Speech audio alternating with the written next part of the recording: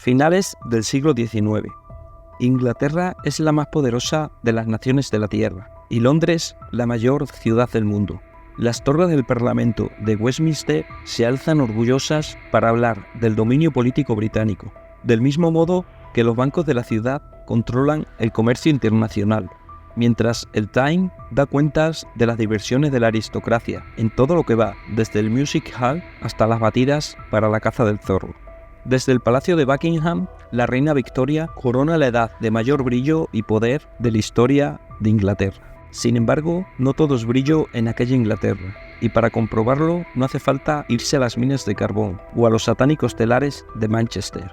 A muy poca distancia de las elegancias del West End, todavía existe en Londres una zona inexplorada. Se trata del East End y dentro de él Whitechapel, un lugar donde la miseria toca fondo. Un lugar donde abundan las callejas inundadas por las emanaciones malolientes del Támesis. Un lugar donde las enfermedades, el alcoholismo y la prostitución causan estragos entre sus 80.000 almas. Whitechapel es el Londres que el resto de Londres no quiere ver. Pero en otoño de 1888, toda Inglaterra terminaría por volver los ojos a esa barriada de mala nota, porque Whitechapel iba a ser el siniestro escenario de los crímenes de Jack el Destripador.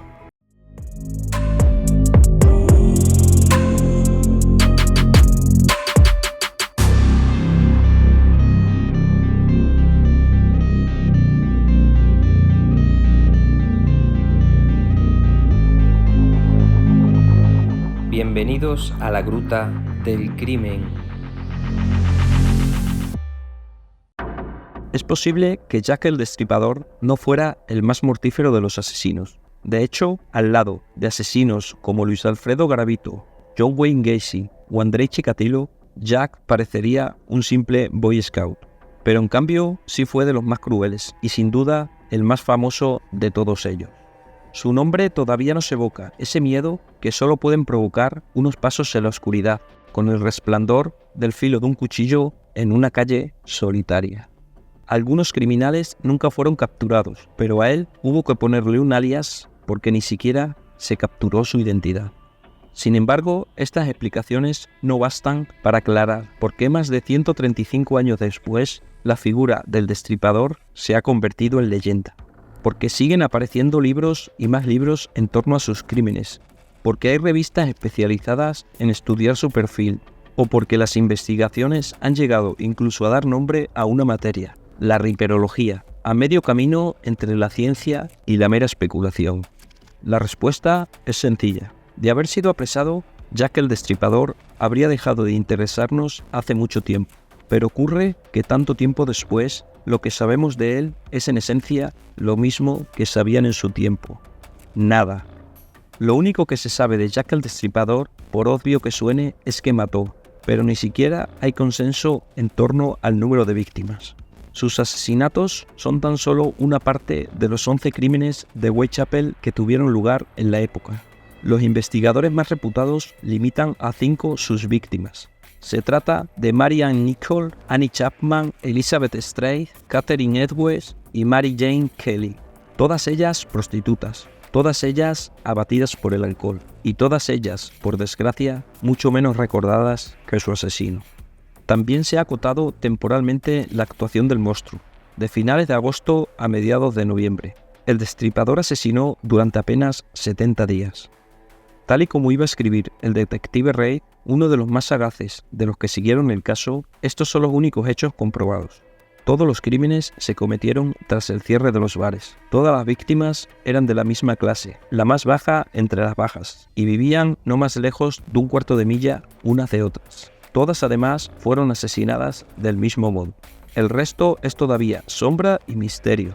De hecho, su crueldad sin precedentes fue en buena parte responsable del pánico levantado tras las muertes. Como dijo uno de los encargados de las autopsias, no le bastaba con matar, sino que también tenía que hacer un daño gratuito al cadáver.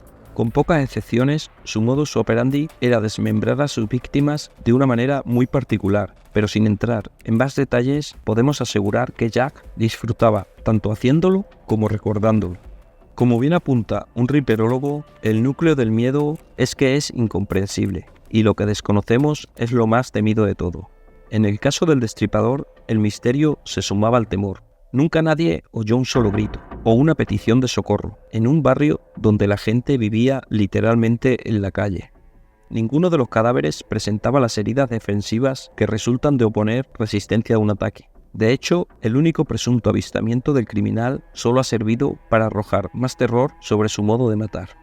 En la noche del 8 de septiembre de 1888, una mujer se encontró con Annie Chapman, acompañada de un extranjero de piel morena y mediana estatura, ataviado con una capa oscura y una gorra como la de Sherlock Holmes. El encuentro se había producido recién pasadas las 5:30 de la madrugada. Pues bien, a las 6:10, el médico G.B. Phillips acudió a levantar el cadáver. El Destripador ya había matado a Chapman. Como sus otras víctimas, ella tampoco pudo resistirse ni gritar. En un Londres todo miedo y rumores, hasta la reina Victoria iba a tener sus teorías sobre el asesinato. En su caso, como en el de buena parte de la aristocracia, la hipótesis bien podía resumirse en el titular de un diario de la época. Era imposible que un inglés hubiera cometido tales crímenes. Hey, pero antes de continuar, no te pierdas nada y únete a esta gran familia. Suscríbete, dale like y comparte nuestros vídeos para seguir creciendo juntos. Atento que seguimos. Al ser Whitechapel lugar de residencia de numerosos judíos, los antisemitas tuvieron su coartada, y entre las clases más olvidadas cobró fuerza la convicción de que tales asesinatos solo podían ser obra de algún aristócrata perverso. Scotland Yard, la policía metropolitana de Londres, interrogó a cientos de personas. Se aludía a la cercanía de Whitechapel al puerto. Podía haber sido un marinero de paso o tal vez un estibador. Se supuso que el asesino tenía que ser un médico o como mínimo un carnicero, es decir, alguien con conocimientos de anatomía o por lo menos de despiece. Pero incluso las posibles pistas multiplicaban la confusión. Por ejemplo, la inscripción en tiza junto al delantal ensangrentado de Catherine Edwards, en la que culpaba a los hebreos, así decía: los judíos son los hombres que no serán culpados por nada. El texto fue borrado enseguida para evitar ataques antisemitas. O una de las mejores piezas de la riperología, la carta que Jack envió a George Akin Luce, presidente del Comité de Vigilancia de Whitechapel, acompañada de un trozo de riñón. Por una vez, esto ya no parecía invención de la prensa. Así decía la carta: desde el infierno, señor Lux, le envío la mitad del riñón que les traje a la mujer, pedazo que le he reservado para usted. En tanto, yo freí y me comí el otro pedazo. Estaba muy bueno. Podré enviarle el cuchillo ensangrentado con el que lo saqué si espera un poco más. Cójame cuando pueda, señor Lux. Son pocos los consensos en torno a la personalidad del Destripador. Uno de los pioneros en la elaboración de perfiles criminales sería el Dr. Bond, cuyo dictamen ha merecido el interés general. Dicen que el asesino debe haber sido un hombre físicamente fuerte y de gran frialdad y audacia. En su aspecto exterior debe ser un hombre tranquilo, de apariencia inofensiva, probablemente de mediana edad y vestido de modo cuidadoso y respetable. Hay otro rasgo que Bond nos señaló. El asesino tenía un conocimiento minucioso de Whitechapel y sus ínfimas callejas. El perfil del doctor ha recibido alabanzas hasta hoy, pero se sigue sin contestar a la pregunta básica: ¿quién? Para responderla, tanto la policía como la prensa de la época tuvieron sus preferidos. Y desde el siglo XIX hasta hoy, la investigación ha venido sumando otros hasta engrosar un catálogo de centenares de sospechosos. La policía recibió muchas cartas firmadas por Jack, como la ya mencionada. La inmensa mayoría no fueron escritas por el asesino en serie. De hecho, algunas incluso fueron enviadas por los periodistas con la intención de aumentar la tirada de sus medios. Una de las supersticiones del caso afirma que el asesino se suicidó tras cometer los crímenes. Entre los investigados por la policía, Montague John Druitt cumplía ese papel. Adulto joven de buena ascendencia pero venido a menos. Su cuerpo apareció en el Támesis en diciembre. Eso sí, a efectos de culpa, él como casi todos tenían una buena coartada para librarse. El día del primer crimen se hallaba jugando al cricket en el condado de Dorset. También Sewerin Klosowski se vería exculpado. Era conocido por su afición a envenenar mujeres, pero ocurre que los asesinos en serie rara vez cambian de modus operandi. En cuanto a Aaron Kosminski, a quien no ayudó ser judío polaco, se le supuso tan deteriorado mentalmente que de haber sido el autor de los crímenes hubiera sido incapaz de guardárselo. En cambio, Francis Tumbletti, también investigado, es uno de los personajes excéntricos que rodean al caso. Un médico extraño, dado a flirtear con la delincuencia y aparente poseedor de una colección de órganos humanos. La prensa, por su parte, no dejaría de privilegiar con su atención a un cierto Dr. Kring, también envenenador de amantes que al parecer habría hecho una confesión pero incompleta. Agonizando antes de morir, dijo: «Soy Jack, y murió». El estamento médico siempre ha tenido relevancia en el ámbito de las sospechas en torno al destripador, y más aún en el caso del Dr. William Gould. Hablamos de quien era el médico de la reina Victoria, lo que aporta un morbo añadido.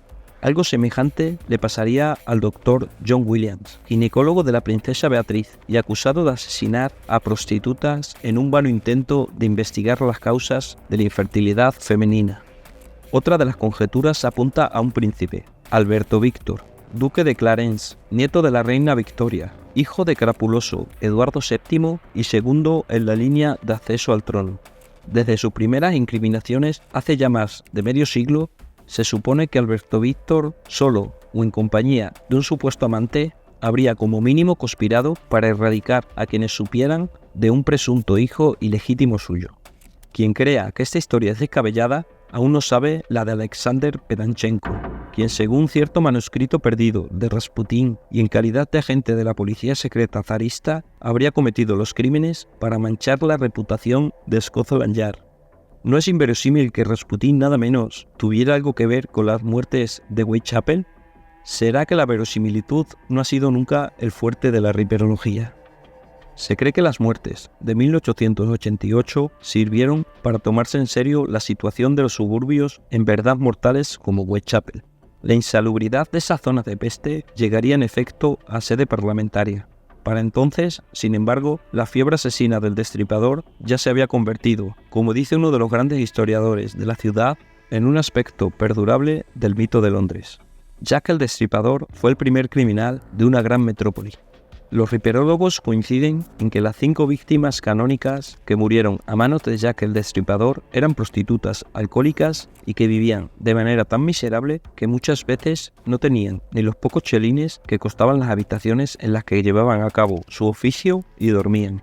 Al final, el verdadero hito del caso de Jack el Destripador es que todos los crímenes sin resolver terminan por remitir al suyo. Al final de cuentas, como afirmó uno de los altos cargos de Scotland Yard, nadie sabe nada ni sabrá nada en 1000 años sobre la historia verdadera del destripador. Si no conoces el caso de Rex Heuermann, más conocido como el asesino de Long Island, aquí dejamos su vídeo para que conozcas la historia de este infame asesino en serie. Muchas gracias por acompañarnos hasta el final. No olvides suscribirte y comentar qué te ha parecido la historia de Jack el Destripador. Nos vemos en el próximo vídeo. Hasta la próxima.